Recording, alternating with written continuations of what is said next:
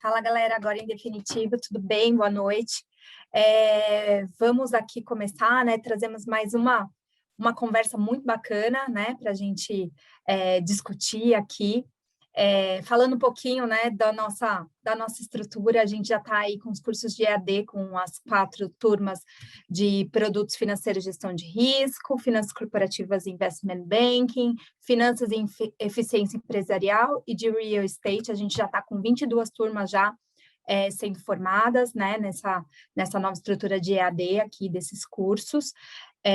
Sou suspeita para falar, né, fiz FIA aqui, sou filha da casa, então um curso incrível, a gente já está com 700 alunos, e hoje a gente trouxe aí mais uma conversa muito bacana, trouxemos a Laís Carvalho, economista-chefe da Brasilprev, para mais uma conversa. Vamos falar aí de reforma tributária, né, o que vai afetar aí no nosso dia a dia essas mudanças. E aí, queria dar as boas-vindas, Laís, mais uma vez, muito obrigada por aceitar o nosso convite. Tudo bem? Uma boa noite, Laís. Oi, sim, tchau, oi, pessoal, boa noite, tudo bom? Tudo bem, a gente ainda nesse mundo de online, né, de home office, se tudo der certo, a gente está começando a sair disso, então espero que a gente possa se encontrar aí nos próximos meses, mas tá tudo bem, né, e você me chamou para uma tarefa um pouco ruim, porque falar de reforma tributária, na minha opinião, é um negócio que impacta muito a nossa vida e tal, mas não é um assunto muito fácil, nem tão legal assim de falar, né? Mas a gente comenta aqui um pouquinho do que vai acontecer. Bacana, é isso, né? Vamos falar aí o que vai impactar na nossa vida, na vida dos nossos clientes, né? Para quem trabalha com investimentos, na nossa carteira de investimentos, né?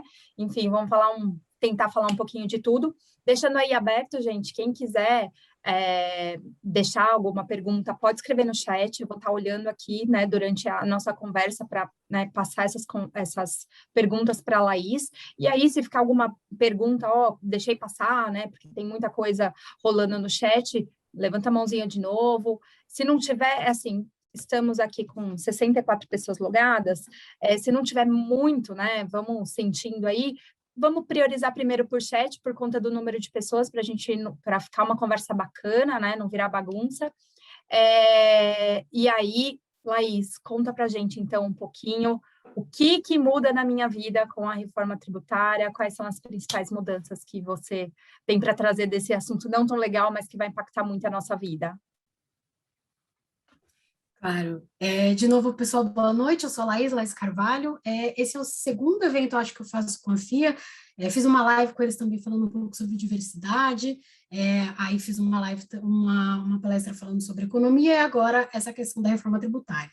Primeiro, quero pedir desculpa se tiver algum advogado aqui, né? Por favor, me desculpe, porque essa tarefa de legislação, enfim, a PEC, essa reforma tributária, ela é uma PEC, né? Ela acaba mexendo na estrutura da nossa Constituição, então é muita legislação, muita coisa que vai acabar mudando, e também vocês vão perceber que durante a apresentação tem vários pontos vermelhos, né? Eu fiz uma apresentação que eu acho que fica melhor visualmente para a gente ver isso. Tem vários pontos vermelhos porque essa proposta ela está sendo reformulada de acordo com o mercado, né? O mercado, os relatores, o próprio Ministério da Economia vai soltando essa reforma, o mercado vai lá, recebe, e aí dependendo das conversas que também tem com diversos setores da economia, essa reforma ela tá mudando, né? Ela está mudando bastante antes de entrar aí no processo. Tiveram mudanças hoje, então eu até antes aqui estava alterando isso, coloquei algumas coisas em vermelho para vocês terem essa ideia, porque é um movimento muito dinâmico, né? Vou compartilhar minha tela com vocês. Então, vamos falar um pouquinho sobre a reforma tributária, o que vocês precisam saber sobre a reforma tributária, o que vai impactar muito o dia a dia, né? Eu vou focar em 3 pontos principais. Um são as mudanças que vão afetar a pessoa física, o outro que são as mudanças que afetam a pessoa jurídica, seja ela um microempreendedor, uma pessoa aí que faz a declaração dela pelo Simples, seja ela uma empresa grande que distribui dividendos, que está listada na Bolsa, e também nos nossos investimentos. É importante a gente falar que essa é a primeira vez que a gente está falando sobre uma reforma tributária no Brasil. Apesar desse tema já ter sido discutido em governos anteriores, é um tema sempre que foi muito difícil e que nunca tinha passado para a parte de apreciação do Congresso. Então, acho que a primeira coisa que a gente tem que falar é que essa é uma sinalização muito importante para a nossa economia e que a reforma tributária, o objetivo dela não é trazer nenhum tipo de redução de arrecadação, não é fazer com que as pessoas paguem mais ou paguem menos tributos, é fazer com que a arrecadação de tributos no Brasil seja feita de uma maneira mais eficiente. Então, a gente sabe quem trabalha em setor tributário, é advogado, é contador, e trabalha com essa questão em grandes empresas, sabe que é muito difícil no Brasil você conseguir abrir uma empresa, mais difícil ainda você fechar essa empresa e também muito difícil de manter essa empresa aberta durante muito tempo, porque dependendo de onde você atua, você tem diversos impostos, se você faz aí, tem ISS, ICMS, tem toda a parte de imposto de renda, se você trabalha em estados diferentes, cada estado tem uma arrecadação diferente, então a expectativa dessa reforma tributária é que ela venha aí para ajudar a gente a ter um ambiente de negócios muito mais eficiente e muito mais promissor para fazer com que mais pessoas também queiram abrir empresas, né? Até empresas estrangeiras queiram vir para o Brasil, porque fica um pouco mais facilitado aí essa abertura e fechamento de empresas. Outra coisa também que é muito importante a gente falar, dado que essa reforma tributária ela traz uma eficiência, existe uma expectativa de que as pessoas que estão pagando muito imposto paguem um pouco menos de impostos, porque a gente traz aí para uma equalidade, só que a gente tem as pessoas que pagavam um pouco imposto e que agora elas vão começar a pagar mais imposto, porque agora está ficando mais ou menos todo mundo em pé de igualdade.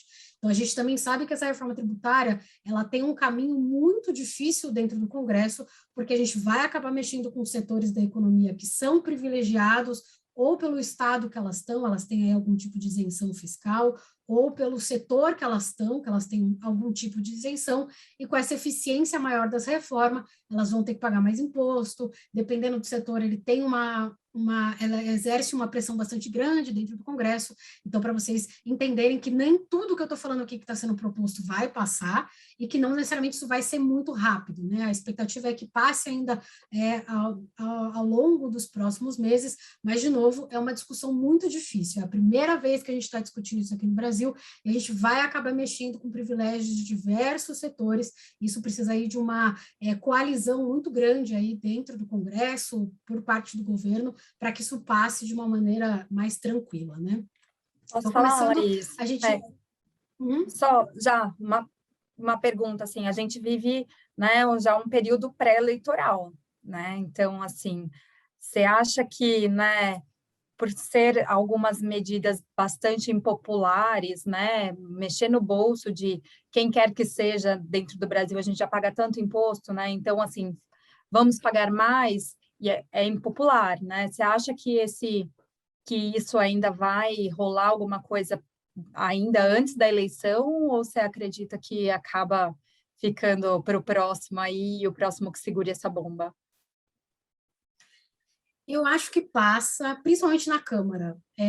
E aí tem algumas movimentações políticas que a gente tem que comentar um pouquinho, falando dessa questão da tramitação. O governo Bolsonaro como um todo, e aí não estou falando só do Bolsonaro, mas também falando do Ministério da Economia, né? Então, sempre que eu estiver falando governo, vocês leiam também o Ministério da Economia, porque é o Ministério da Economia que está colocando essa pauta para ser votada. Então, o governo como um todo, eles têm um apoio muito grande na Câmara. A Câmara é muito parceira do governo. Então, na Câmara, na minha opinião, isso passa facilmente, assim. Tanto que o Arthur Lira já falou que ele já quer começar a votação essa semana, enfim, já está acelerando bastante esse processo. O meu ponto é no Senado. O governo Bolsonaro não tem uma representatividade muito grande no Senado, não tem um apoio muito grande no Senado. Eles até começaram a fazer uma articulação agora, o novo presidente da Casa Civil, o Ciro Nogueira, que é senador e é do Centrão, então já está acontecendo aí algumas sinalizações por parte do governo para tentar se aproximar do Senado. Então, a aprovação no Senado vai depender muito da atuação, principalmente do Celso Nogueira, né, recém-ministro aí do governo Bolsonaro, de tentar articular isso lá dentro. Se a articulação for bem feita, se chegar lá já no Senado com todo mundo já acordado, aí isso passa esse ano ainda. Agora, meu ponto, muita dúvida é como é que isso vai passar dentro do Senado, porque o governo não tem muito apoio e isso precisa passar até final de novembro. A gente tem aí 3 meses para isso passar, uma reforma muito complicada, né? Tudo bem que a reforma tributária como um todo ela está parcelada, né? Seria só essa parte da renda, mas é uma reforma muito complicada de passar. A primeira vez que a gente fala sobre isso, ela passar em 3 meses é bastante complicado, e além disso, a gente tem uma série de coisas dentro do Congresso que estão disputando com isso, né? Quem está acompanhando o mercado aí está vendo toda essa questão de precatórios, então provavelmente vai ser feita uma PEC dos precatórios, e a PEC do precatório tem que passar esse ano, não tem como não passar esse ano, então isso vai concorrer, fala do Bolsa Família, tem um monte de coisa aí concorrendo com isso, então é um pouco complicado. Eu acho que na Câmara passa certeza, no Senado eu tenho um pouco de dúvida, mas também tem uma questão muito grande que o governo está tentando colocar isso como um legado, né? Não só o governo, mas os próprios deputados, os próprios senadores. Então, tem aí uma pressãozinha. Tem, na minha opinião, uma chance de 60%, 65% disso passar ainda esse ano.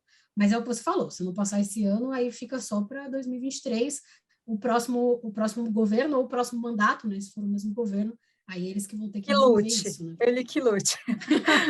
Verdade, ele que lute. Então, começando aqui, vou comentar com vocês só um pouquinho como é que é o processo da PEC, né? Eu não sei se todo mundo sabe, né, mas uma PEC ela é uma proposta de emenda à Constituição, e a reforma tributária ela é uma PEC. A gente vai precisar mudar isso dentro da Constituição para que isso passe, né? Então, o primeiro passo que a gente tem, sempre que a gente tem uma PEC, uma proposta que vai mudar essa Constituição, a primeira coisa é determinado um relator dentro da Câmara, que é o Celso Sabino, o relator aí da Câmara, e esse relator ele vai olhar a proposta que chega do Ministério da Economia, vai olhar essa proposta e vai ver se precisa fazer algum tipo de alteração ou não, para depois propor essa nova proposta, esse texto alterado, para votação na Câmara. Então, o Ministério da Economia ele soltou esse texto da renda lá em maio, e aí o Celso Sabino, o deputado Celso Sabino, fez uma versão, né, um V2 dessa proposta. Lá em maio, o mercado recebeu essa proposta muito mal, então aí tinha aí vários setores que reclamaram muito, principalmente pessoas que eram do Simples, iam acabar tendo que pagar muito mais imposto do que pagavam antes, as empresas, tanto que a Bolsa teve uma queda muito grande, porque as empresas começaram a ver que elas iam ter que pagar mais imposto para distribuir dividendos, então não ia distribuir tanto dividendos, e aí essas ações passaram a não ser tão apreciadas pelo mercado, caiu, enfim, então foi muito mal recebida pelo mercado.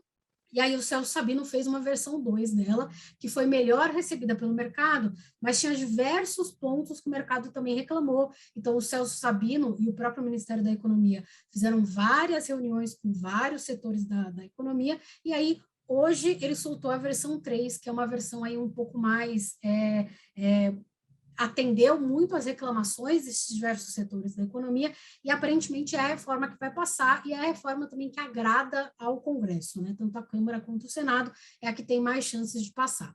Então, a primeira coisa que tem na PEC, tudo isso que está em cinza é o que passa na Câmara, e tudo que está em amarelo é o que passa no Senado.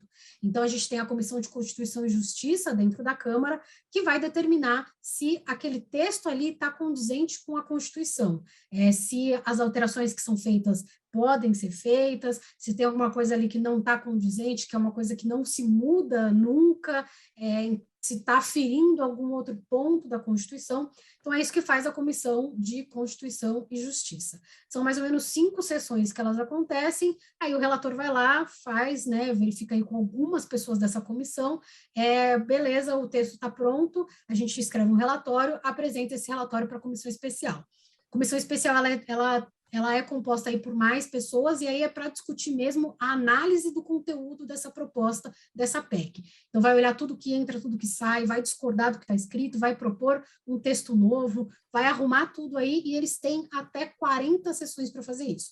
Importante falar que dentro da Câmara, né, o dia da Câmara para poder fazer essas coisas vai de terça até quinta. Então, eles têm 3 dias por semana. Então, esse processo todo aí levaria pelo menos, né, são até 40 sessões, não são todas as sessões, mas isso levaria aí até 13 semanas para isso acontecer. Lembrando que a gente já comentou antes que não tem 13 semanas para isso passar. Então, eles estão tentando adiantar muito isso, e aí a votação desse texto é feita por maioria de votos. Então, a comissão especial está ali, 40 pessoas, 20 pessoas, pelo menos, né, 21 pessoas, pelo menos, decidiram que está ok, beleza, vai para o plenário. E aí entra para votação dentro do plenário da Câmara.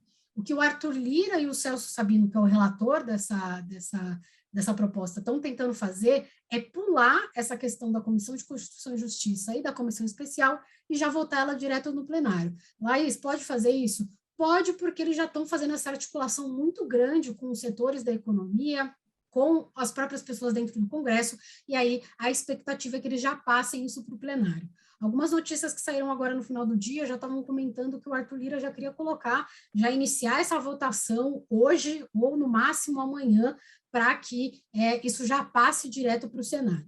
A gente tem um bom motivo para isso, né? Um deles, como a gente estava comentando, essa proposta ela precisa de celeridade, ela precisa passar rápido para que ela seja aprovada antes do final do ano, mas também, como eu falei, o Arthur Lira é um grande defensor disso, então ele quer mostrar que o Arthur Lira é o presidente da Câmara hoje. Ele quer mostrar que o trabalho dele ele fez. Então, ele vai passar isso muito rápido dentro da Câmara, entrega isso para o Senado, e se essa reforma não passar, é culpa do Senado que atrasou isso, não é culpa dele. E aí, dentro da Câmara, né, nessa questão do plenário, é uma votação em 2 turnos, então são 2 turnos aí de votação. Isso pode acontecer cada turno em uma sessão, pode ser que esses turnos demorem 2, 3 sessões, dependendo aí das discussões que acontecerem, se tem quórum dentro da Câmara. Então, são 2 turnos, não necessariamente 2 sessões. Podem ser que esses 2 turnos aconteçam no mesmo dia, se está todo mundo ali votando muito rápido e já querer fazer esse segundo turno no mesmo dia. Então, isso mais ou menos demora entre 1 e 2 semanas, e para que isso tenha aprovação, precisa de 3/5 de aprovação. Então, dentro da Câmara, a gente tem 513 deputados, precisa de 308 votos. Depois que fez tudo isso, eles têm aí 2 sessões para fechar a redação final, manda para o Senado. Dentro do Senado não tem a comissão especial, né? Então ela já vai direto para a Comissão de Constituição e Justiça. Eles não verificam, né, a admissibilidade dessa proposta, eles não verificam se essa proposta está condizente ou não com a Constituição, mas eles vão olhando se tem alguma coisa que eles acham que a Câmara não mudou, que eles vão mudar agora, ou se eles estão de acordo aí com o texto que chegou da Câmara. Se tiver tudo certo, em até 30 dias isso passa para o plenário, que também tem 2 turnos, né? Esses 2 turnos têm que acontecer em no máximo 5 sessões, e aí precisa de 60% de aprovação, 49 dos 81 senadores. Fez isso, fechou, beleza, aprovado, já coloca para começar da data, né, que o texto está colocado. O texto está colocado para começar em 2022. Então, essa é um pouco a expectativa de tramitação, e o importante é que o que demora mais para se passar, que são essas 40 sessões da Comissão Especial, o Arthur Lira está tentando fazer com que passe mais rápido, né? Para a gente ter uma ideia, a reforma da Previdência que foi aprovada lá em 2019, ela começou a ser discutida na Comissão de Constituição e Justiça em fevereiro, março, e terminou todo esse processo de aprovação em novembro. Então, foram 10 meses aí para poder passar a PEC de alteração aí, que foi a reforma da Previdência. Então, se a gente conseguir fazer isso passar em 3 meses, por mais que seja só uma parte da reforma tributária, é um avanço muito grande que a gente está tendo aí em todo esse processo aí dentro do Congresso. E aí, só para comentar um pouquinho para vocês, né, por que ela é tão importante, já falei alguns pontos, mas esse é o Doing Business, né, o report do Doing Business do Banco Mundial, mostrando quais são as nossas posições dentro, né, de eficiência de se fazer negócios. E a gente vê aí, isso são números em dias, né, desculpa, não é a posição, só em dias. Então, o Brasil demora cerca de 38 dias para a gente abrir um negócio, para lidar aí com permissões de construção, dependendo se você está no ramo de construção civil, ou se você precisa construir uma fábrica, demora 170 dias só para conseguir as permissões, quase 100 dias aí para tudo estar funcionando de energia elétrica, enfim, são várias questões que a gente tem hoje e que a expectativa é que isso também melhore bastante com essa reforma tributária. E aqui é um pouco qual é a carga tributária que a gente tem aqui dentro do Brasil comparado com os outros países, né? A carga tributária sobre o PIB e qual que é o que acontece nos outros países. A nossa carga tributária ela é bastante alta, né? E são quase 33% de carga tributária, um pouquinho abaixo do que os outros países fazem, mas a gente sabe que essa carga tributária, mesmo que ela não seja a maior comparada com todos os países da OCDE, é uma carga bastante alta e é uma carga bastante ineficiente. A gente não vê isso voltando nem para a nossa empresa, se a gente é PJ, nem para a gente como pessoa física, porque isso é muito desagregado, a gente tem muitos lugares que são tem isenção fiscal se você vai para lá, então a gente tem uma distorção dentro do setor econômico brasileiro, de várias empresas ficando num lugar porque tem isenção, outras não ficando, enfim, então tem várias dessas coisas que a gente tem que também olhar quando a gente fala sobre uma reforma. E aí a gente vai focar aqui na questão da reforma tributária, a fase da renda. Então, a gente sabe que antes dessa questão da renda, foi apresentado ali dentro da Câmara, né, e que está no Senado, a Câmara aprovou, está parada no Senado, a questão da junção do ICMS e dos impostos federais, né, a criação do CBS, que é um novo imposto, que vai unificar os impostos federais e que aí ficaria mais fácil de fazer esse pagamento desses impostos. Isso ainda está parado, está lá dentro da Câmara, do Senado, e agora eles estão propondo essa parte da renda da reforma tributária. Então, vou focar bastante nela, porque é ela que traz muitos desenrolares aí para a nossa vida de pessoa física, jurídica e de investimentos. E aí, lembrando, né, esses números que eu estou mostrando aqui para baixo para vocês, né, que estão em negrito e em preto, é o que essa reforma significa para os cofres públicos brasileiros. Então, começando com a pessoa física. A pessoa física, a grande, né, mudança que a gente tem é a mudança da tabela de imposto de renda, aquela cobrança que é feita, né, na folha de pagamento, se você é CLT, e que também coloca aí todas as bases do que a gente vai fazer o imposto de renda anual. Então, a primeira grande coisa que a gente tem é o aumento da faixa de isenção. Isso é uma reclamação feita há muitos anos por quem trabalha com isso, por quem olha para isso, que era uma faixa que estava muito defasada em relação aí à inflação dos últimos anos, nem tanto ao salário, né? A gente sabe que o salário, principalmente na pandemia, o salário médio do brasileiro reduziu bastante nesses últimos meses, mas quando a gente olha a tabela que não vinha sendo reajustada desde aí de 2008, ela estava muito, muito defasada, não cobria nem o IPCA desse período, então essa é uma grande aí vitória que a gente tem dessa mudança. Ainda não é uma mudança que todo mundo queria, claro, né, se fosse colocar aí da última vez que ela foi alterada para agora, esse valor aí ia ter que estar em quase R$4.500, mas é uma alteração. Então, a gente tem uma alteração no pagamento da tabela de imposto de renda.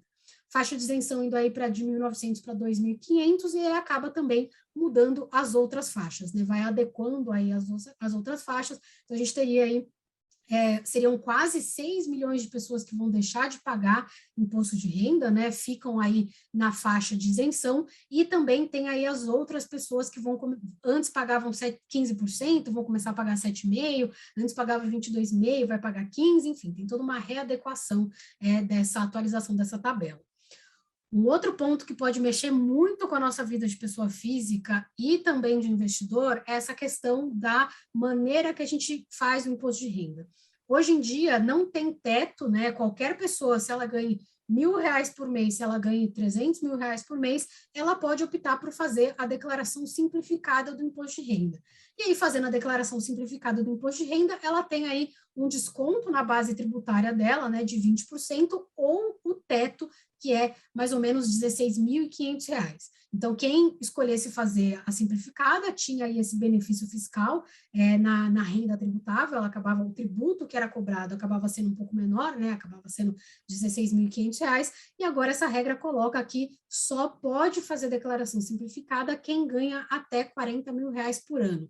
Isso dá mais ou menos uns R$3.600 por mês. Então, a gente tem aí boa parte da população que vai ser obrigada a fazer a declaração completa do imposto de renda.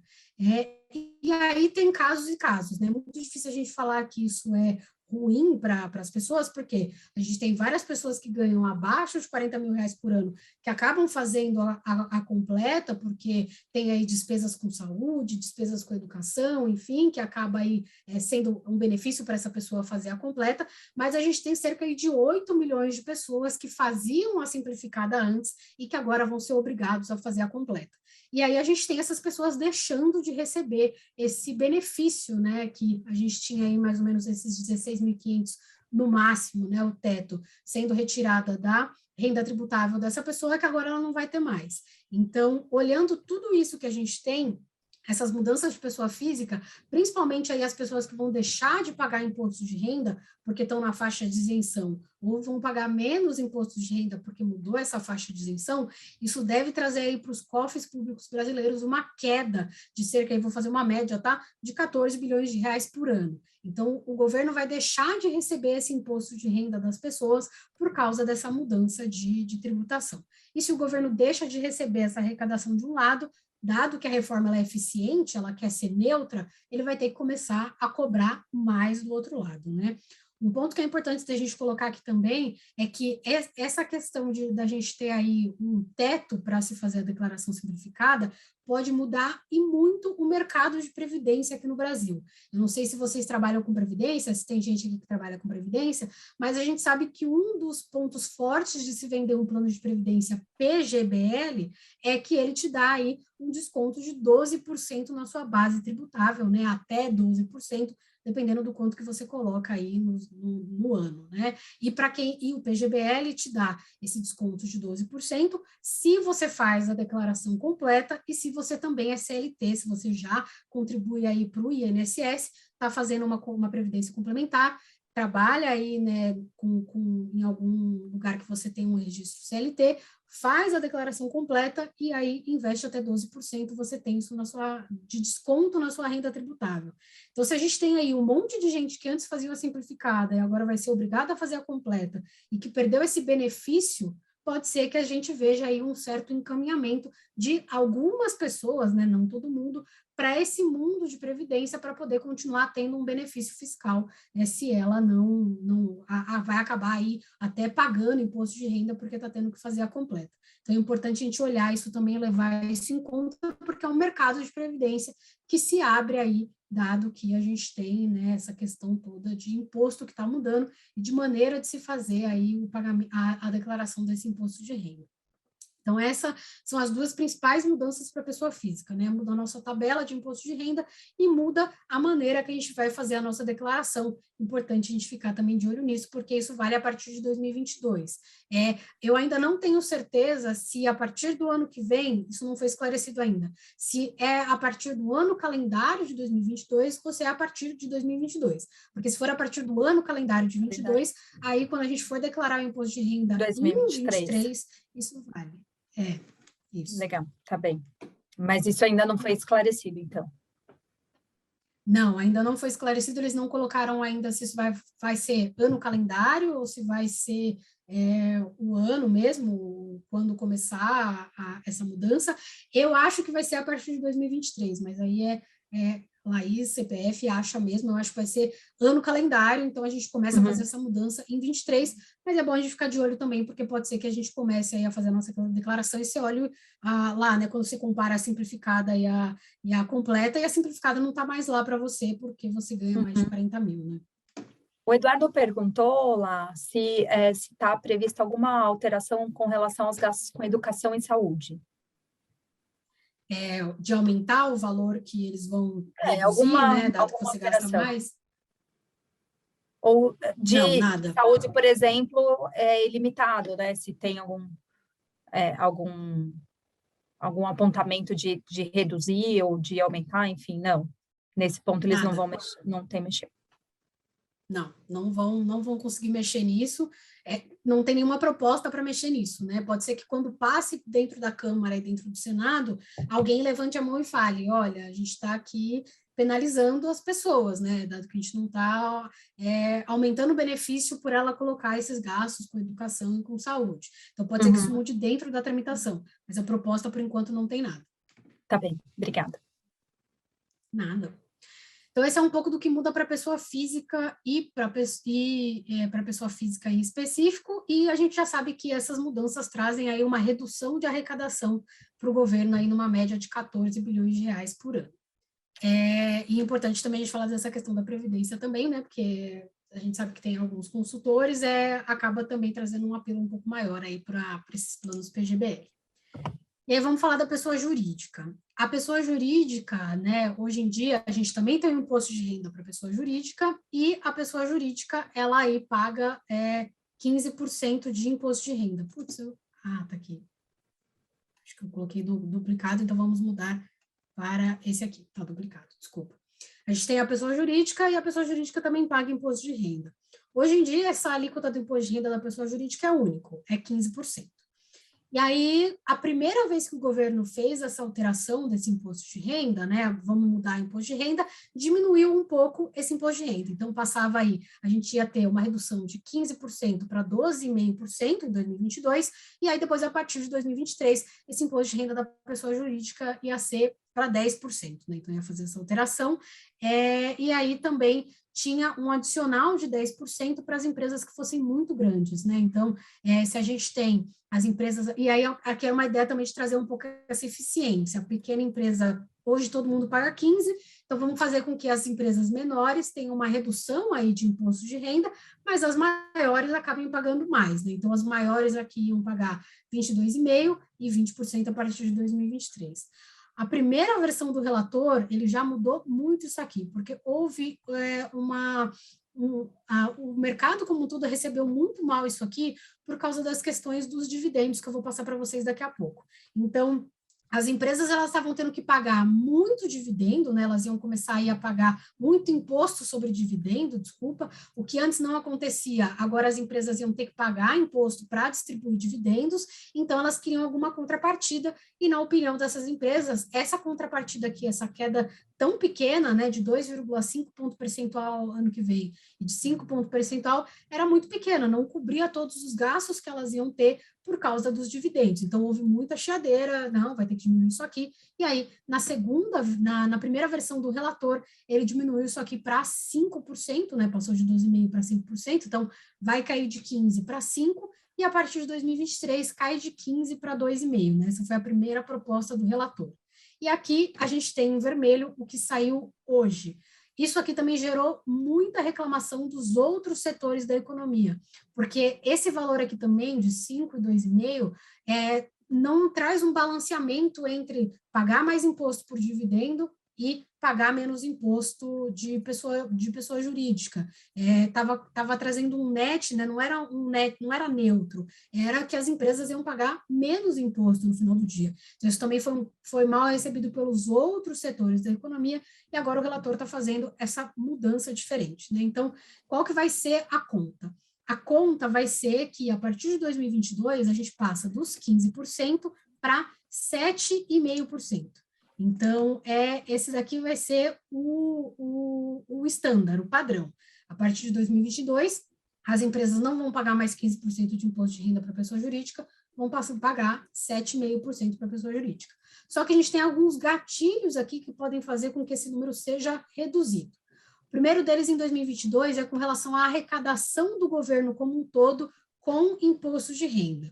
Então, se, né, na comparação entre novembro de 2020 e outubro de 2021, né, nos 12 meses acumulados, se a arrecadação do governo total com imposto de renda, não só com imposto de renda de pessoa jurídica, com imposto de renda da economia como um todo, for maior do que a comparação dos últimos 12 meses, de novembro de 2018 até outubro de 2019, mais a variação do IPCA, beleza, a gente corta aqui esses 2,5% e passa para os 5% que a gente teria aqui da primeira versão do relator. Se a receita total que a gente tiver com imposto de renda não for maior do que a última observação, aí nada feito, fica no 7,5%.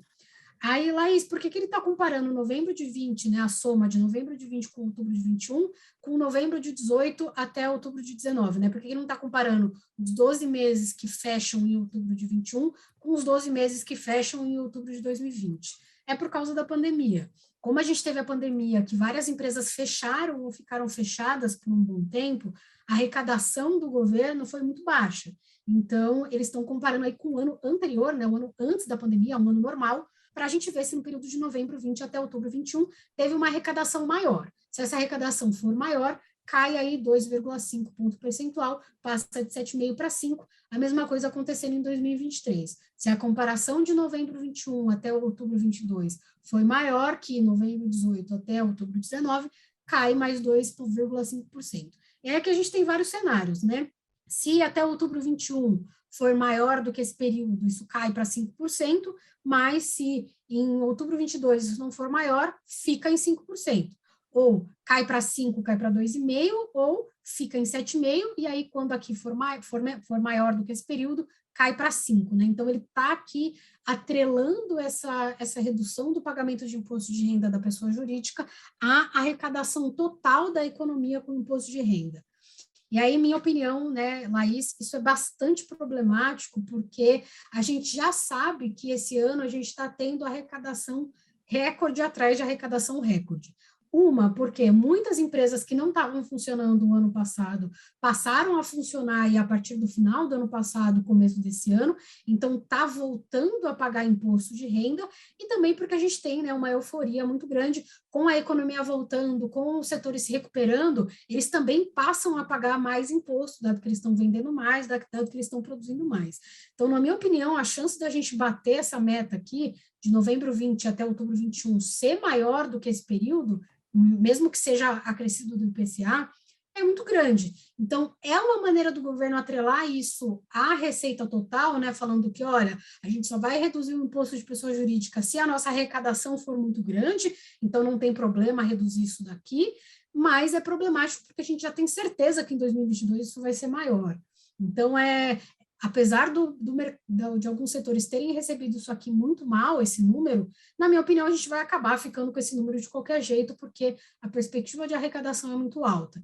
Então, por isso que eu comentei aqui com vocês que a perda de arrecadação do governo, ela pode ser aí de cerca de 14 bi, né, na média dos próximos 2 anos, se isso ficar aqui no 7,5, mas se a gente chegar aos 5 e aos 2,5 nos próximos 2 anos, a perda pode ser de cerca de 80 bi por ano, né? Então, é uma perda de arrecadação muito grande que o governo vai ter que tentar receber de uma outra maneira. Eu vi que tem uma mão levantada, se você quiser fazer a pergunta agora, pode fazer. Laís, boa noite, é o Ivan. Eu queria só saber se esse substitutivo é o que foi lançado hoje ou esse ainda é a segunda modificação? Não, esse que está em vermelho é o que foi lançado hoje. Ah, então, tá bom, então.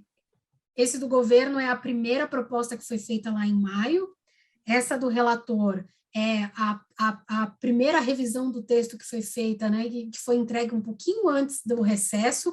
Isso que está em vermelho é o que já foi proposto hoje, né? Então, o que vai ser colocado para votação na Câmara é isso aqui que está em vermelho. Eles vão fazer aqui esses gatilhos, né? Dependendo da arrecadação total, passa a se cobrar aí menos imposto da pessoa jurídica. Tem alguma mudança para contribuição social lá? Não, por enquanto ainda não, né? A contribuição social fica a mesma coisa. Aí vamos entrar para a parte de lucros e dividendos, né? Como é que funciona o pagamento de lucros e dividendos hoje no Brasil? E aí uma empresa, qualquer empresa aí que pague, né, faça distribuição de dividendos para os seus acionistas, ela pode fazer via JCP, né, que é juros e capital próprio, e aí fazendo via JCP, as empresas normalmente elas têm um benefício fiscal, porque a JCP, né, a gente tem um lucro, você vai lá e faz a distribuição desses lucros, né, do valor que você tem ali, e aí você paga imposto de renda depois que você já tirou os lucros distribuídos dessa conta, né? Então, para as empresas, pagar via JCP, você tem um certo benefício, porque você acaba aí pagando menos imposto depois que você entrega esses benefícios para os seus acionistas. O problema é que o acionista com o JCP paga imposto de renda, então ele tem o pagamento do imposto de renda via JCP. Então, é uma maneira, né, da gente dar um subsídio para a empresa, mas aí o acionista acaba, entre aspas, pagando esse imposto. No caso do pagamento de dividendos, se você faz essa distribuição via, né, distribuição de lucros e dividendos, isso não tem imposto de renda para a pessoa física, né, ou para o investidor dessa empresa. Então, quando você distribui isso para os acionistas, apesar de você não ter ali o incentivo fiscal que você tem em JCP, o seu investidor não paga tributo nenhum. Então, toda a distribuição de dividendos via distribuição de lucros e dividendos, e não o JCP, a pessoa não pagava nada, né? Então, a gente tinha aí mais ou menos 50-50 nessa distribuição dentro das empresas. Empresas que pagavam muitos dividendos acabavam aí colocando via JCP, empresas que não pagavam tanto dividendos, elas acabavam aí fazendo distribuição via lucros e dividendos. Importante lembrar também que toda empresa no Brasil ela é obrigada a distribuir pelo menos 25% do lucro dela durante aquele ano, né? Então, Se uma empresa aí teve 100 bilhões de reais de lucro, ela é obrigada a distribuir pelo menos 25 bi para os seus acionistas, para os seus investidores. O que a proposta está fazendo é acabar com a JCP. Então, não tem mais JCP, então as empresas elas acabam perdendo esse incentivo fiscal de fazer a distribuição por JCP, por isso aquele peso muito grande que as empresas deram lá no imposto de renda de pessoa jurídica, porque, olha, eu perdi aqui o meu benefício de fazer distribuição via JCP, você precisa diminuir bem mais esse imposto de renda de pessoa jurídica, senão vão acabar ficando no prejuízo. E aí uma maneira, né, com o fim dessa JCP, foi fazer tributação de dividendos para quem recebe esses dividendos, né? Seja a pessoa física que compra a ação na bolsa e acaba tendo dividendos, seja o acionista dessa empresa que recebe dividendos e aí acaba também pagando tributação, seja também os fundos de investimento, que aí eu vou comentar isso com vocês, né? Antes, até essa proposta dessa reforma tributária, as entidades de previdência complementar que investiam numa empresa que pagava dividendos, elas não pagavam nada, né? A gente tinha aí, do mesmo jeito que as pessoas físicas, que os acionistas, elas recebiam via lucros e dividendos e não pagavam nenhum tipo de imposto. E agora, com essa mudança, essas entidades de previdência complementar, elas iam acabar também pagando imposto. Então, isso gerou um ruído muito, muito, muito grande também, porque isso poderia impactar na rentabilidade desses fundos, dado que agora ela tem mais tributo para pagar, a receita líquida daquele fundo diminuía. Então, isso acaba passando também para a rentabilidade e a ter aí um impacto na rentabilidade desses fundos. Então, o governo, né, propôs aqui o fim da JCP, então não tem mais JCP, isso foi mantido, tá? Tanto na proposta do governo, quanto na primeira revisão do relator, quanto nessa parte vermelha que eu estou mostrando para vocês, que foi apresentado hoje, não tem mais JCP, acabou a JCP, não tem mais esse pagamento as empresas não vão poder usar mais isso. Então, se você quiser distribuir lucros e dividendos, vai ter que ser pagando o imposto, né? As pessoas vão ter que pagar imposto. E aí a expectativa era que a gente tivesse aí alguma isenção, principalmente para as pequenas empresas, né? Porque é muito injusto você fazer com que uma pessoa que recebia pouco dividendo, né? Um acionista que recebia pouco dividendo, passe agora a pagar imposto e as grandes empresas paguem na mesma medida. Então, a proposta do governo inicialmente foi que microempresas e empresas de pequeno porte, eles iam ter isenção, né? Se distribuísse aí dividendos de até 20 mil reais por mês. Isso acaba continuando, né? Então, agora as microempresas também de pequeno porte continuam sem pagar até 20 mil por mês, mas a proposta que foi feita hoje é sem esses 20 mil. Então, agora, as microempresas, né, e as pequenas empresas, as empresas de pequeno porte, que fazem o Simples Nacional, não vão precisar mais pagar imposto sobre distribuição de lucros e dividendos. Independente se ela pagar que é meio contraproducente, né? Eu falar que uma pequena empresa, uma microempresa, paga R$1 milhão por mês de lucros e dividendos, mas independente se ela pague 5 mil, 20 mil ou 30 mil, ela não paga mais imposto de renda sobre esses lucros e dividendos, dado que ela é uma optante do Simples Nacional, diferente do que estava acontecendo aqui na primeira proposta do governo, né? E na primeira proposta do relator, que tinha esse teto aí de 20 mil reais. Se falou muito que nessa segunda proposta talvez viessem faixas de isenção, muito parecido com o que acontece com o imposto de renda, então quem distribui até 20 mil não paga nada, até 30 mil paga 7,5, enfim, mas isso foi descartado, foi colocado aí quem está dentro do Simples Nacional, não vão precisar pagar mais imposto.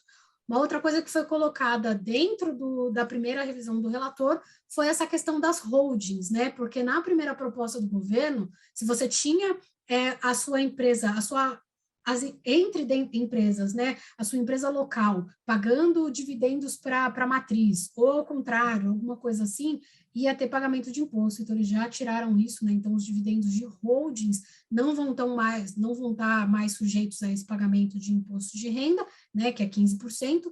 E uma outra coisa também que foi colocado hoje foram duas coisas. Uma delas é que se a pessoa está... Se eu, Laís e a Cíntia temos uma empresa, e aí eu sou titular, a Cíntia é titular de 10% dessa empresa e eu sou titular de 90%, se eu sou titular de mais de 20% do capital dessa empresa, né, se eu sou uma empresa que tem mais de 20% de outra empresa, não preciso pagar lucros e dividendos por essa distribuição, né? Laís SA e Cintia SA são donas da CLSA. Eu sou dona de 90%, a Cintia é dona de 10%. Na hora que a gente for fazer a distribuição desses lucros e dividendos, a Cintia, por ter 10%, né, menos do que 20%, vai pagar 15% dos lucros e dividendos que eu distribuí. Oi? Não, aí eu pago, né? E aí você por ter mais, não. Eu não pago. Eu não pago nada. E aí, outra coisa também que estava gerando muito ruído era essa questão das entidades de previdência complementar pagar imposto de renda por distribuição de lucros e dividendos. Isso foi apresentado hoje, está saindo, então, né, quem acompanha aí viu, acho que saíram várias matérias, saiu matéria no Valor, saiu matéria no Globo, falando que as entidades de previdência eram muito contra isso, então acabou saindo também, então não vai ter problema nenhum com essas entidades de pagar aí, imposto de renda sobre distribuição de lucros e dividendos. E aí, como eu já tinha comentado, né, a gente tem o governo não recebendo dinheiro pela proposta para pessoa física, perdendo dinheiro pela proposta para pessoa jurídica, então eles têm que começar a ganhar dinheiro de alguma forma. A perspectiva é que a gente tenha uma arrecadação bem grande nos próximos anos com essa tributação maior. Então, na primeira proposta, isso podia chegar até acima de 50 bi de reais por ano. Agora, né, essa proposta fica muito parecida com o que a gente tem aqui. Então, a proposta aí é que que o governo, né, receba uma arrecadação adicional aí de quase 20 bilhões de reais a partir do ano que vem, e a partir de 2023, quase 60 bilhões de reais só por fazer essa tributação aí para lucros e dividendos e acabar com a JCP. Então, assim, só aqui, até a dúvida do Cristiano, a JCP, ela deixa de existir mesmo? Não existe mais. Se a proposta for aprovada, sim. Do jeito que eu estou mostrando para você aqui, não existe mais. Acabou o JCP, foi extinto. Tá, e a gente vai falar depois de fundo imobiliário lá, só para ter uma dúvida? Vai. Beleza. Vai. Eu vou falar dos investimentos daqui a pouco. O Ivan, você quer fazer uma pergunta sobre isso aqui? Sim, Laís, hoje, por acaso, no meu banco também a gente teve uma reunião sobre isso, e os bancos com certeza já estudam mecanismos para tentar apoiar, né, o seu empresário e o private bank, né? Tu vê que o cash collateral e a previdência podem ser uma alternativa para isso, ou tu acha que tem outros mecanismos estruturados melhores? Eu acho que a previdência é um mecanismo muito forte, tanto que, né, eu estou na Brasilprev, né, eu estou nessa parte de previdência, a gente também estava tendo essas reuniões, conversando com várias outras entidades, conversando até com advogado, para ver direitinho se isso era comum, porque isso abre um mercado de fundo exclusivo, né, de fundo para essas entidades, gigantesco, assim, é um mercado muito grande que vão tentar aí, não é nem driblar, porque driblar parece que é um negócio que você está fazendo errado, né? Mas para tentar não ser impactado tão fortemente por esses pagamentos. Então, a expectativa mesmo é que a Previdência seja um dos principais fatores para isso, né? Um outro ponto também que tem, e que na minha opinião isso vai ser colocado para dentro, né, quando essa reforma for discutida, é toda a questão do mercado financeiro, porque, principalmente os bancos, né, a gente já vem verificando um aumento bastante grande da CSLL, né, que é o pagamento que esses bancos fazem a mais de tributação. E aí você está um pouco que penalizando esse setor duas vezes, né, a CSLL que está aumentando, agora que você vai distribuir esses lucros e dividendos com as pessoas aí pagando mais imposto, os próprios acionistas, né, pagando mais imposto, acaba reduzindo também o apetite dessas pessoas por investimentos nesses setores que vão acabar pagando mais. Então, a gente já viu isso acontecendo na Bolsa com as ações do setor financeiro quando saiu a CSLL, e agora ainda mais porque está sabendo que isso vai pagar mais imposto, né? Então, na minha opinião, são essas duas opções mesmo, vai ser cash collateral e previdência, mas eu acho que dentro da tramitação dentro do Congresso, pelo menos alguns setores vão tentar se articular fortemente para reduzir um pouco esse impacto, né? Eu não acho que eles vão fazer diferenciação por setor, do tipo, o setor bancário não vai precisar pagar, enfim, não acho que vai fazer isso porque isso abre uma prerrogativa muito grande, mas eu acho que talvez aqui a gente tenha, volte aí a intenção de se colocar faixas de isenção, com uma tributação aí que vai aumentando de acordo com o valor que você paga de dividendos, para tentar reduzir esse impacto duplo ao máximo, né? Só que o problema é que isso isso tem e acaba impactando a arrecadação, né? A arrecadação do governo vai ser menor com essa nova maneira de se arrecadar, e aí é muito complicado porque a conta vai acabar não fechando no final do dia, né? Bacana, Laís. Parece que eu também li, eu não sei se foi nessa reunião, foi na internet, que vai ter também aquela questão da DDL, né, que é distribuição disfarçada de lucros, né, que vai punir o acionista se ele, sei lá, tentar mascarar alguma coisa do gênero, né? Nessa terceira substituta que saiu hoje, ainda há essa punição ou não? Foi tirada? Eles mantiveram, não fizeram nenhuma alteração da segunda para essa nesse caso, mas, na minha opinião, isso cai na Câmara, né? Deve cair na Câmara porque não só é uma penalização. Na verdade, assim, né, o certo seria que isso acontecesse, que houvesse aí não é nenhuma investigação, mas um acompanhamento disso, para ver se a gente não teria aí qualquer tipo de mudança aí para as pessoas estarem recebendo dividendos e parecer que elas não estão recebendo, mas, na minha opinião, isso vai cair porque você acaba minimizando um pouco esse aumento de imposto, né? Então, você já está aumentando o imposto para o acionista, você já está tirando a JCP, você já está fazendo várias coisas e ainda aumentar aí o fisco, né? Aumentar aí esse olhar em cima dessas pessoas. Vamos esperar um pouco para verificar como é que vai acontecer tudo e depois, se isso for um problema muito grande, a gente vai lá e faz uma mudança aí dentro da Receita Federal, falando que vai olhar mais para isso. Por um lado, eu acho que é isso, e por outro a força-tarefa que vai também ter que ser feita de mudar e uma questão tecnológica dentro da Receita Federal para fazer mais, olhar para mais esse ponto. Então, eu acho que, por enquanto, né, nessa nova versão não foi falado nada, mas, na minha opinião, dentro da Câmara ou dentro do Senado, isso vai acabar caindo, porque, entre aspas, né, uma penalização de 2 vezes, você está aumentando ainda o olhar para essas pessoas e geraria também uma mudança bastante grande de operação dentro da Receita. Então, eu acho que eles vão acabar, isso vai acabar caindo dentro do processo mesmo. Aí, só comentando um pouco sobre juros, sobre capital próprio, né? Como eu comentei para vocês, a proposta do governo é a extinção, a proposta do relator, né, continua aí com a extinção a partir do dia 1º de janeiro de 2022, e isso foi aí extinto mesmo hoje, não saiu nenhuma modificação, né? Então, a expectativa do governo é que, dada que a gente está tendo a extinção da JCP, então, aquele benefício que as empresas tinham de distribuir via JCP está acabando, então tem uma arrecadação extra aí, né, em 2022 de cerca de 3 bi, e a partir aí de 23 e 24 de mais ou menos 7, 8 bilhões de reais a mais que o governo teria, dado que vai ter a extinção da JCP. Então, por enquanto, né, tanto na proposta do governo, quanto na primeira proposta do relator, quanto no que foi apresentado hoje, JCP continua extinta, a distribuição de lucros e dividendos terá que ser feita via, né, dividendos, com as pessoas pagando aí imposto de renda. E aí vamos entrar para a parte de investimentos. Então, a primeira grande mudança que foi feita com relação aos investimentos foi que agora todas as aplicações de renda fixa e de renda variável teria a mesma alíquota de imposto de renda, 15%.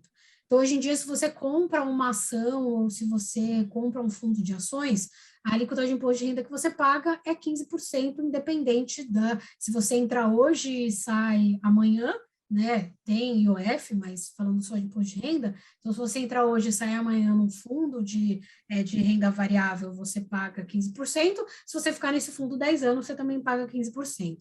Nos fundos de renda fixa era diferente, né? Nos ativos de renda fixa, né? Não só fundos.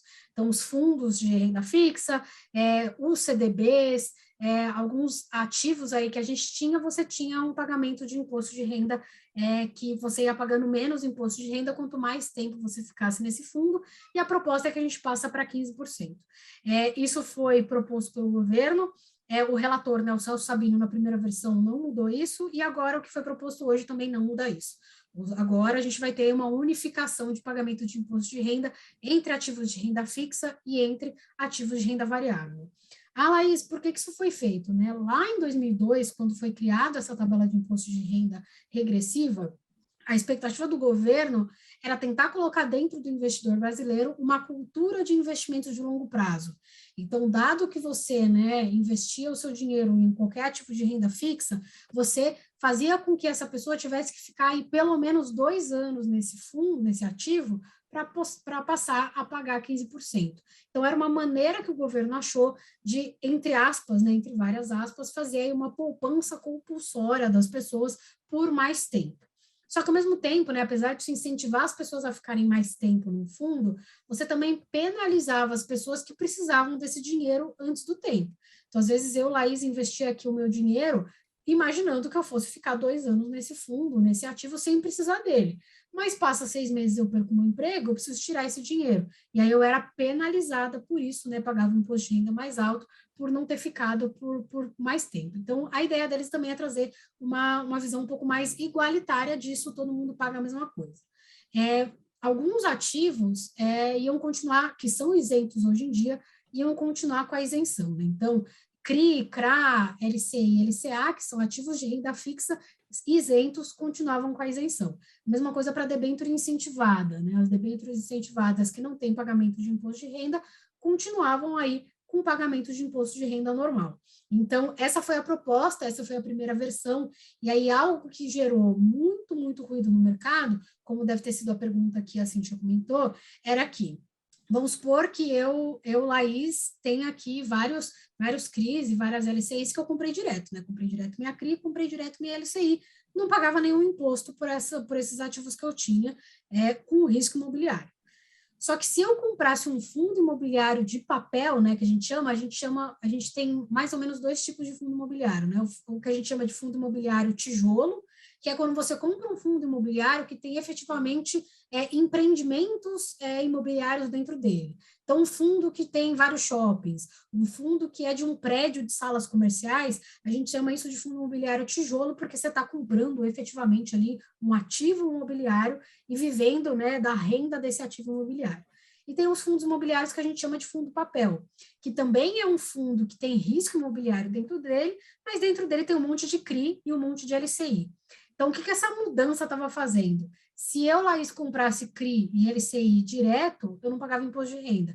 Mas se eu comprasse um fundo imobiliário que tivesse só CRIs e LCIs, eu ia pagar 15% na hora de tirar esse imposto. Eu ia pagar 20%, desculpa, na hora que eu fosse tirar esse imposto. Então, isso gerou muito, muito, muito ruído. E aí, na proposta que foi feita hoje, estão voltando para como era antes essa questão do fundo imobiliário. Então, se essa proposta for aprovada do jeito que ela foi apresentada hoje, fundo imobiliário continua igual, fundo imobiliário de papel, né, vai ter o mesmo benefício que a gente tinha se eu comprasse as CRIs e as LCIs direto, né? Então, era uma mudança que o governo voltou atrás. Então, essa questão, né, do imposto de renda de ativos de renda fixa em geral, tirando esses que eu comentei com vocês que são isentos, agora a gente passa a pagar 15% de alíquota de imposto de renda, independente do momento que você, do quanto de tempo você fique dentro dele. Um ponto também que tinha sido, né, que estava gerando bastante problema, era que a tributação de fundo fechado, ela é feita aí de 15%, né, nessa tributação de fundo fechado, que pode ser reduzido a 10%, dependendo do momento que você pagar, você tem até uma data para pagar isso, né, até maio, normalmente, né, daquele ano, e era feito via valorização desse fundo.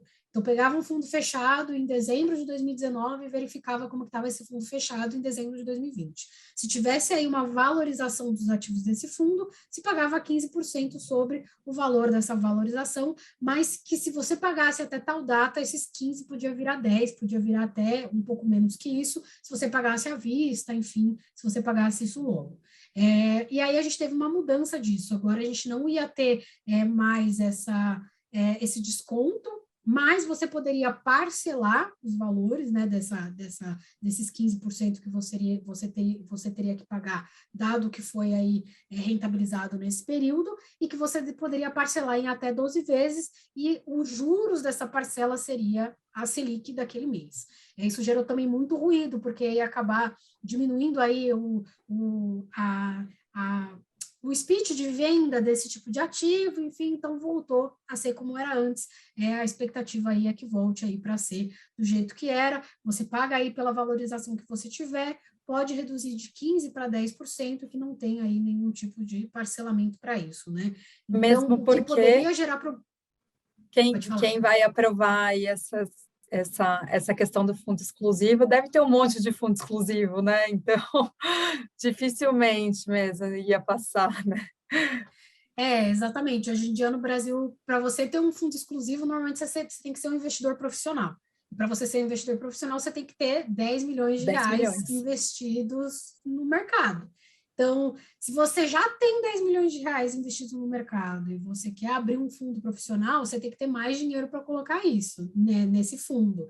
E, normalmente, para você ter um fundo exclusivo, você tem que ser ou um cliente private ou um cliente VIP e tal, dentro da sua instituição. Então, ninguém vai abrir um fundo só para você se você tiver 100 reais, né? Mesmo que você tenha 10 milhões investidos, ninguém vai abrir um fundo exclusivo para você colocar mais 100 ali. Tem que ser um fundo que tenha bastante dinheiro, que valha a pena ali para a asset, para a instituição abrir. Então, eram as pessoas aí que tinham bastante dinheiro mesmo, que são esses dois pontos que eu comentei com vocês, né? As entidades de previdência, né, e os fundos exclusivos são duas instituições muito grandes aqui dentro, né? Não só as entidades abertas de previdência, que são aí uma opção bastante grande para quem quer complementar a previdência do INSS, ou que seja, né, uma pessoa jurídica e que quer ali se proteger lá no fim da vida para ter um valor para receber, mas a gente tem que lembrar também que a gente tem as entidades fechadas de previdência, que são as entidades aí que fazem a gestão dos grandes fundos de grandes entidades de funcionários públicos. E aí, um processo que ele já vem sofrendo bastante, né, que a rentabilidade desses fundos vem caindo muito, dada aí toda essa questão da queda da Selic, mas essa questão de que eles iam ter que pagar dividendos é algo muito ruim, né? Então, aí, a Previ, os grandes aí, a Petros, enfim, foram para cima do governo como um todo, porque isso ia mexer ainda mais na rentabilidade deles, que já vem caindo nos últimos anos. Então, foi uma proposta que acabou caindo, que é como a Cíntia falou, né? E como eu também comentei no começo, é uma proposta que mexe com muitos privilégios de diversos setores da economia. Não só os mais ricos, né, mas também os setores produtivos. Então, ia gerar muito ruído, e aí por isso esse vai e volta. Eu acho que uma questão importante é que o governo, o relator, está se mostrando aberto para discutir isso com esses setores. Não necessariamente que o final dessa questão vai ser bom para todo mundo, né? Talvez não seja, mas está aberto à discussão, está aberto a voltar atrás, que é algo bastante importante. Tributação para a Previdência, Laís, tem alguma previsão de mudança ou não? Não, continua a mesma coisa. Se você faz o progressivo, isso vai diminuindo conforme vai passando o tempo, né? Aquela tabela certinha. Se você faz o regressivo, chega ali a 10%, se você fica ali mais de 10 anos. Então, não tem nada que mude essa tributação no resgate do plano de previdência. Bacana, tá bem. E aí tem o Come Cotas, que agora vai passar a ser anual, né? Isso não impacta os fundos de previdência, porque os fundos de previdência já não têm Come Cotas, mas todos os outros fundos que tinham aí Come Cota semestral, a gente vai agora, a partir, né, se essa proposta for aprovada, a partir de 2022, o Come Cotas vai ser todo mês de novembro, então vai ser uma vez por ano só, em novembro. Então, nesse primeiro ano de 2022, a gente vai ter o Come Cotas, né, referentes a dezembro e a totalidade do outro ano, e aí passa a ter essa cobrança aí anual agora, não mais semestral do Come Cotas. Aqui, então, a gente tem, como eu mostrei para vocês, né, a gente tem uma redução aí de arrecadação do governo muito grande com pessoa física, né? A pessoa física agora vai deixar de pagar cerca de 15 bi de reais por ano. A pessoa jurídica pode deixar de pagar entre 15 bi e 80 bi, né? Vou até voltar para a gente mostrar bastante isso aqui. Então, a pessoa física vai deixar de pagar aí cerca de 15 bilhões de reais por ano para o governo.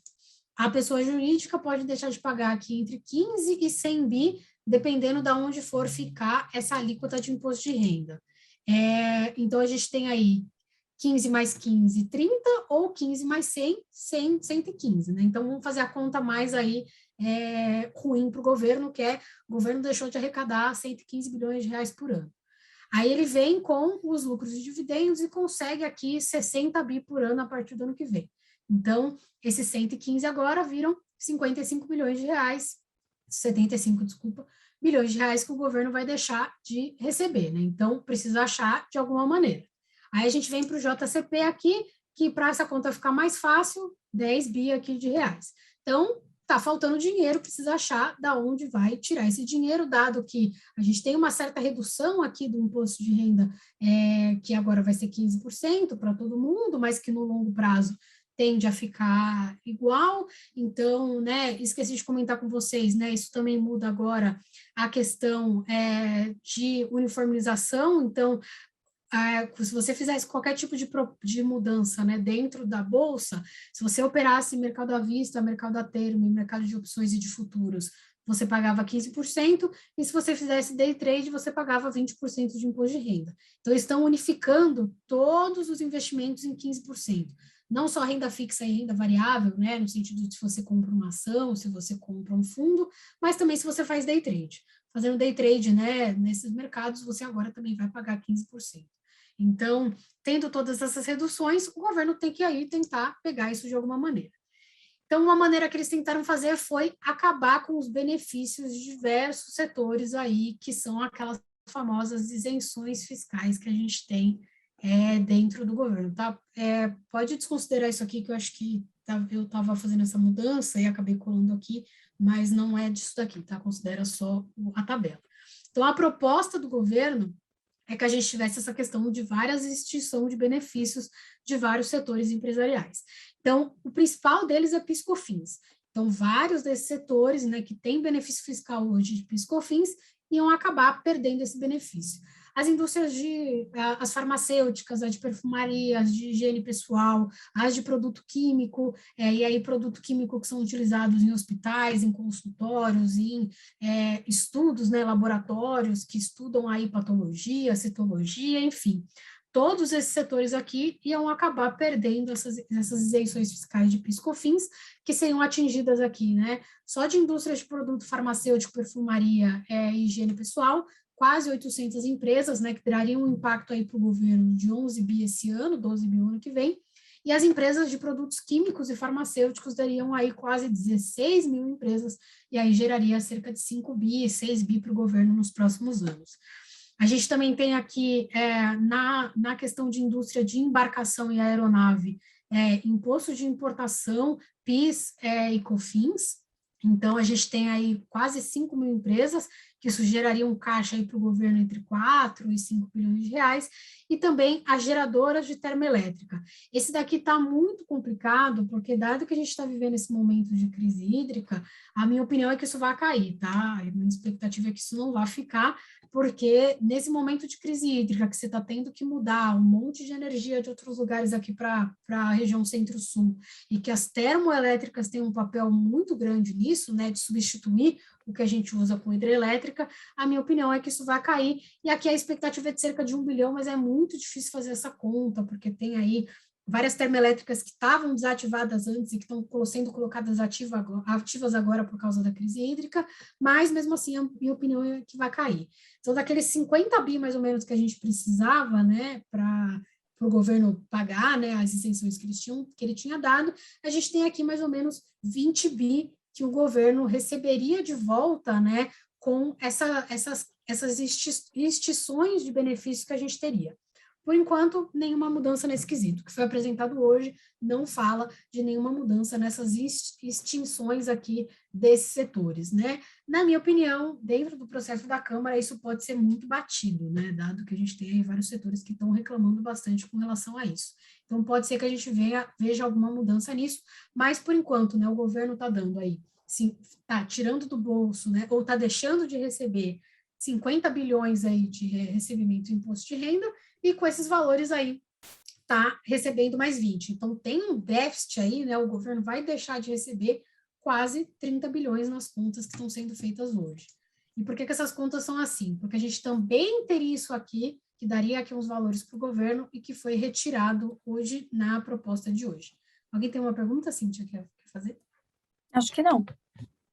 Não Beleza. tem aqui. Então, tem isso aqui também, né? Um ponto que foi muito colocado era que o governo estava tentando mudar as isenções que existem em dois setores que também tem um problema bastante grande, né?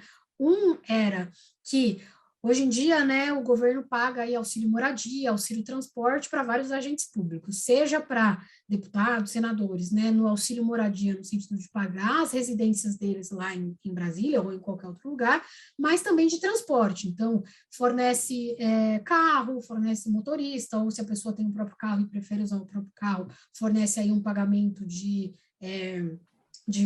custeio, né, de gasolina, essas coisas, e isso não se paga nenhum tipo de imposto de renda sobre esses valores que são dados para essas entidades públicas. E a expectativa do governo, né, tanto na apresentação do governo, quanto na primeira versão do relator, era que as pessoas começassem a pagar imposto de renda com relação a isso, dado que os valores são bastante altos, principalmente auxílio moradia para deputado, para senador, é muito alto, né? Então, isso geraria uma arrecadação aí de cerca de 2 bilhões por ano para o governo, se isso passasse.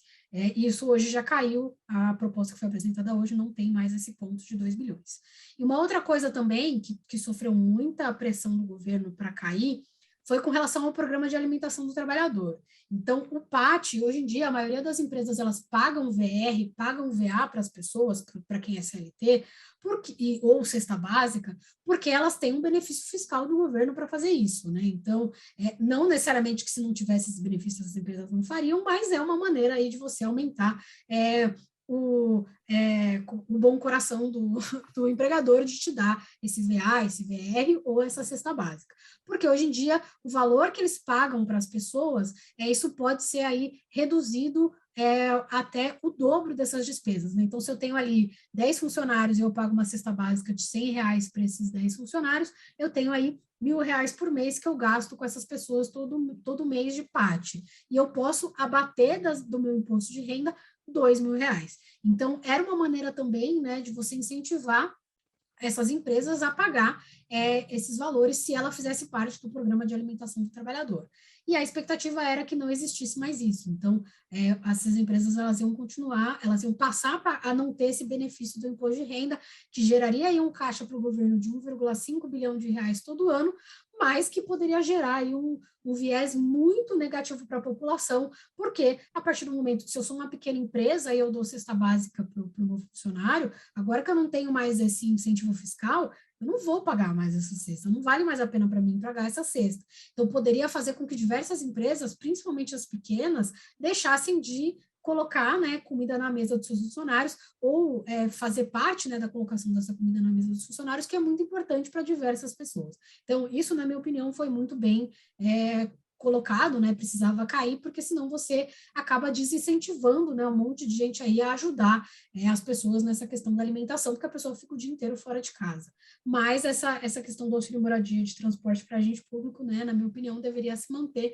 Mas, enfim, como a Cintia até comentou, a gente está lidando com grupos bastante poderosos e são as próprias pessoas que fazem essa lei. Então, né, é aquela mesma coisa que a gente fala, os deputados aprovaram o reajuste do salário dos deputados, né? Adoraria eu virar para Brasil Prévio e falar, Brasil Prévio, sou eu que vou determinar qual que vai ser o reajuste do meu salário do ano que vem, mas não é o que acontece. Então, isso também era uma coisa que a gente achava que ia cair durante o processo, caiu até antes. Então, essas são as mudanças, né, que eu queria trazer para vocês. É muita coisa, não está tudo aqui, eu trouxe aqui mais o que eu achava que poderia trazer um benefício maior para vocês, né, principalmente falando de pessoa física, de investimentos, e para quem é PJ, né, então fica tranquilo, porque quem é PJ do Simples vai acabar aí não pagando a quantidade de impostos que estava sendo, né, aventada anteriormente, mas é um pouco isso. E aí, na minha opinião, qual que é o grande problema que a gente tem com relação a essa proposta, né? Não é nem tanto a proposta, qual que é o grande problema que a gente tem com relação a isso? A gente está vendo que o net dessa reforma tributária não vai ser zero. A gente tem aí 30 bilhões de reais todo ano que o governo vai ter que tirar de algum lugar para que essa reforma tributária passe do jeito que ela está passando. E aí a gente tem estão se discutindo aumentar o valor do Bolsa Família, né? E aqui não entrando no mérito se precisa ou não aumentar o valor do Bolsa Família, mas é que dado que você aumenta, o governo gasta mais. Então, está se falando em aumentar o Bolsa Família, está se falando em fazer investimentos em infraestrutura, né, no governo. Está se falando agora com essa questão dos precatórios, né? Vai precisar pagar precatórios, o governo estava esperando que ia pagar 60, vai ter que pagar 90. Então, vai ter que pagar precatório. Quer fazer reajuste de funcionário público em 5%. E a reforma tributária? Não tem de onde tirar dinheiro. Assim. Não fecha a conta, né? Não fecha a conta. Então, apesar da reforma poder ajudar bastante gente, né? Agora eu não vou precisar mais pagar imposto de renda, porque eu ganho até R$ 2.500, antes eu pagava. A minha faixa de isenção mudou. Vou pagar menos imposto para fazer day trading. Vou pagar agora 15% no meu investimento de renda fixa. É importante essas coisas? São importantes e trazem um benefício muito grande. Mas olhando para a receita do governo como um todo, essa receita vai cair e não tem de onde tirar esse dinheiro. Então, é uma situação muito complicada. Por isso que a gente está vendo muita volatilidade no mercado nos últimos dias. Não só por causa dessas mudanças que pode impactar aí também, né, o pagamento de dividendos, o quão bem avaliado uma empresa é ou não, né, por causa dessas questões, mas também porque vai ser muito difícil a gente manter o teto de gastos, vai ser muito difícil a gente sair dessa avalanche que a gente está tendo, né, que a gente sabe que o Brasil, lá em 2018 para 2019, a gente estava começando a falar que a gente precisava reduzir gastos, e aí veio a pandemia, a gente gastou bastante, mas a pandemia está passando e a gente vai continuar gastando bastante. Então, é um problema bastante grande, tem eleições no ano que vem, então a minha preocupação é muito grande, assim, apesar de ser a primeira vez que a gente está falando de uma reforma tributária, dela ser muito importante para diversos setores da economia, é uma reforma que não é net zero, é uma reforma que traz menos arrecadação para o governo. Então, isso vai gerar um problema muito grande, que se não for olhado agora, ele não vai ser olhado ano que vem, né, porque é ano de eleição, mas em 2023 a gente tem uma conta muito, a conta vai chegar, muito grande, vai chegar, e seja para esse governo, né, se a gente tiver uma reeleição, seja para o próximo governo, e aí com as várias coisas que podem acontecer, né, se o pior caso possível, que é um governo de esquerda que não está preocupado com o teto de gastos, né, não necessariamente que é o que eu acho que vai acontecer, mas enfim, se a gente tiver um governo de esquerda não preocupado com o teto de gastos, ou um governo de centro não preocupado com o teto de gastos, ou até um governo de direita que não seja o Bolsonaro não preocupado com o teto de gastos, aí, filho, é aquela questão, pega os dólares que você tem por aí, ou o dinheiro que você tem, faz virar dólar e vai embora, porque a questão vai ficar muito complicada aqui para a gente voltar a recuperar aquele sentimento de que o Brasil é um bom lugar para se investir, né? Então,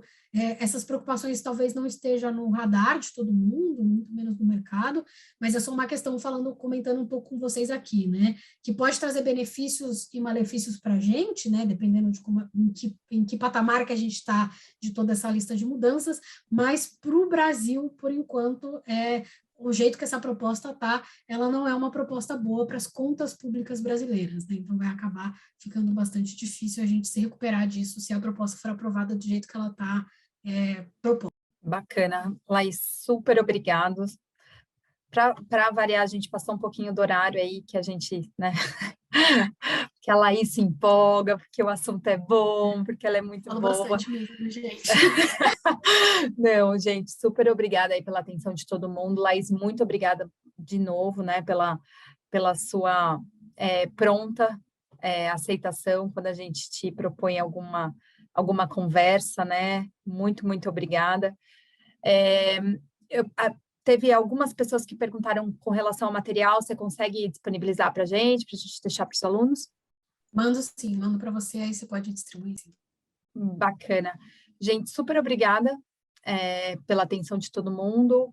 Uma boa noite, Laís, muito obrigada e até a próxima. Tchau, gente. Obrigadão.